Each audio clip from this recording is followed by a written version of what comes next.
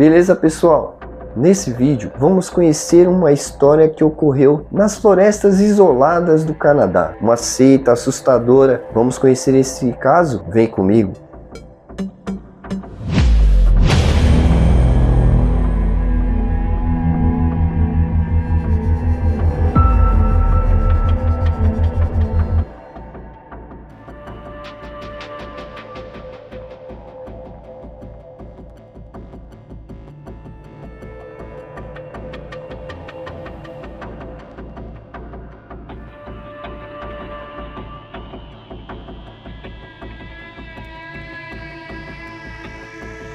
Roch Thériault nasceu em 1947, na província de Quebec, Canadá. Desde jovem, mostrava características incomuns. Era carismático, persuasivo e possuía uma habilidade extraordinária para convencer outras pessoas, mas também apresentava traços preocupantes. Era controlador, temperamental e nutria uma obsessão crescente por religião. Durante os anos 1970, começou a estudar passagens bíblicas de forma intensa. Com o tempo, passou a acreditar que possuía uma missão especial. Afirmava que Deus falava diretamente com ele e que havia sido escolhido para preparar um grupo de sobreviventes para o apocalipse. Naquela época, muitas pessoas buscavam alternativas ao estilo de vida moderna. Comunidades alternativas surgiam em vários países. Movimentos espirituais atraíam jovens em busca de significado. E Roch encontrou exatamente o público que procurava. Pouco a pouco, seguidores começaram a aparecer. Homens, mulheres, famílias inteiras, todos acreditando que estavam diante de um homem santo, mas ninguém imaginava o que estava por vir. No final dos anos 1970, Thériault levou seus seguidores para uma região isolada, longe das cidades, longe da polícia, longe de qualquer fiscalização. Ali nasceu a comunidade conhecida como Ant Hill Kids, as crianças do formigueiro. O nome refletia a ideia de uma comunidade onde todos trabalhariam juntos, como formigas, pelo bem comum. Inicialmente, o local parecia pacífico. Os membros cultivavam alimentos, construíam estruturas e seguiam os ensinamentos religiosos do líder. Mas o isolamento produziu outro efeito. Roch tornou-se a única fonte de autoridade. Não existiam questionamentos, não existiam opiniões diferentes. A palavra dele era lei. E quanto mais poder acumulava, mais perigoso se tornava. Com o passar dos anos, a personalidade de Roch começou a mudar. Ou talvez sua verdadeira personalidade estivesse finalmente aparecendo. Ele passou a exigir obediência total. Pequenas infrações recebiam punições severas. Os seguidores eram humilhados publicamente, espancados, privados de comida, obrigados a trabalhar até a exaustão. Mas isso era apenas o começo. Thériault começou a controlar todos os aspectos da vida dos membros. Casamentos, relacionamentos, nascimento de crianças, trabalho, pensamentos, nada escapava ao seu controle. Ele afirmava que qualquer questionamento era influência demoníaca, e quem duvidasse dele estava desafiando a vontade de Deus.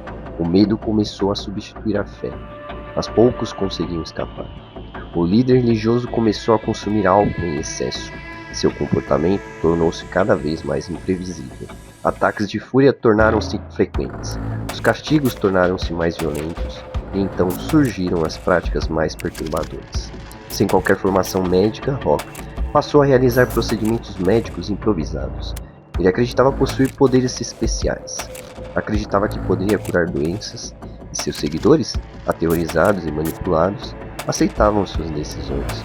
O resultado foi desastroso. Muitas vítimas sofreram ferimentos graves, outras jamais se recuperaram, mas denunciar o líder parecia impossível. A comunidade estava completamente isolada e o terror reinava. Os anos seguintes mergulharam a seita em uma espiral de violência. Os membros viviam em estado constante de tensão. Nunca sabiam quando Roch explodiria em raiva. As punições podiam surgir por qualquer motivo. Um comentário, um erro, um olhar considerado desrespeitoso. O líder usava o sofrimento como ferramenta de poder. Quanto mais medo inspirava, maior era sua autoridade. e o isolamento impedia que o mundo exterior descobrisse o que acontecia. Enquanto isso, novos seguidores continuavam chegando, sem imaginar que estavam entrando em uma armadilha. Com o tempo, alguns membros começaram a perceber algo que estava errado. As promessas nunca se cumpriam, as profecias falhavam, os abusos aumentavam, mas sair da comunidade era extremamente difícil. Muitos não tinham dinheiro, outros haviam rompido contato com familiares. Alguns acreditavam sinceramente que morreriam se abandonassem o grupo.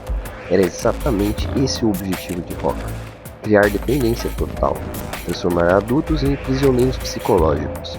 E por anos, o plano funcionou, até que uma mulher decidiu enfrentar o impossível. Gabrielle Lavallée era uma das integrantes da seita. Durante anos, viveu sob o domínio de Rock, mas chegou um momento em que o medo se transformou em coragem. Ela conseguiu escapar. Foi uma decisão extremamente perigosa. Sabia que poderia ser perseguida, sabia que ninguém acreditaria facilmente em sua história, mas precisava tentar. Quando finalmente encontrou ajuda, começou a revelar os horrores da comunidade. Relatos chocantes, abusos sistemáticos, violência constante. Autoridades ficaram perplexas. Parecia impossível que algo tão terrível estivesse acontecendo dentro do Canadá moderno, mas era verdade.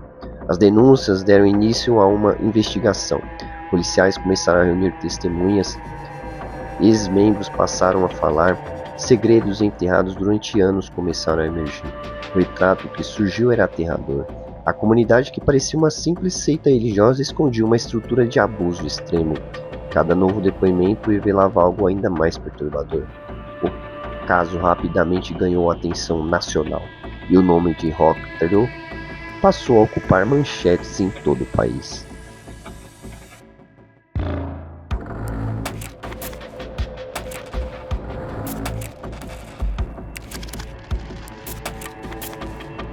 A imagem do líder espiritual começou a desmoronar.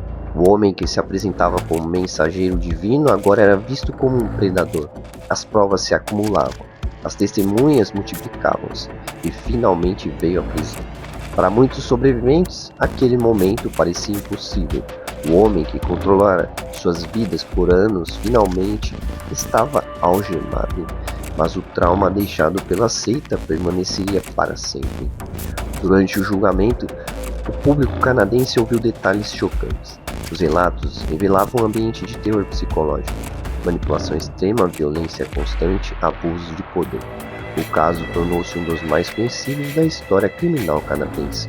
Ao final do processo, Rock Theroux foi condenado à prisão perpétua. O falso profeta havia caído, mas as cicatrizes deixadas por sua liderança continuariam marcando dezenas de vidas.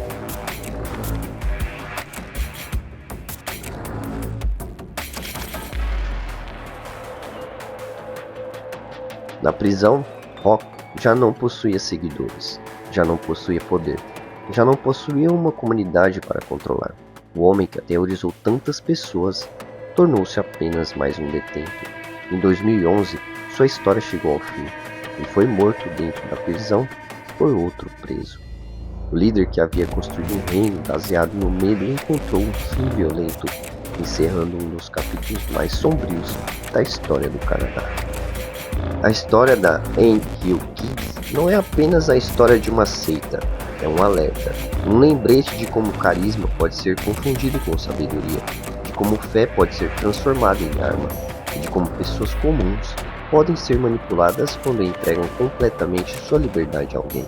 Nas florestas isoladas do Canadá, um homem convenceu seus seguidores de que era um profeta, mas por trás da máscara religiosa existia algo muito diferente: um manipulador, um tirano, um homem que transformou esperança em terror. Décadas depois, o nome de NQ Kids continua sendo lembrado como um símbolo de um dos cultos mais assustadores já registrados. E uma prova de que, às vezes, os monstros mais perigosos não se escondem nas sombras, eles convencem as pessoas a segui-los voluntariamente.